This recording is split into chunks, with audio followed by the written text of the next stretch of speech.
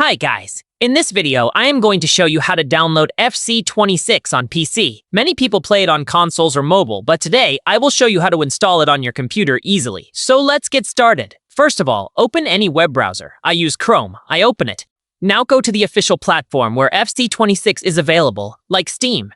Type store.steampowered.com in the address bar and press enter.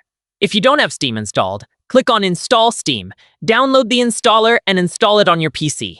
After installation, open Steam and log in with your account. If you don't have one, create a free account. Once you are logged in, use the search bar and type FC26. Click on the correct game from the search results. And then scroll down and click Add to Library, and click OK. Now your game will add it to Library. Go to Library, click at the top, and find here your game. Click on it, and click Install. And select Location, and click Install. After installation, click Play, and now you can enjoy FC26 on your PC.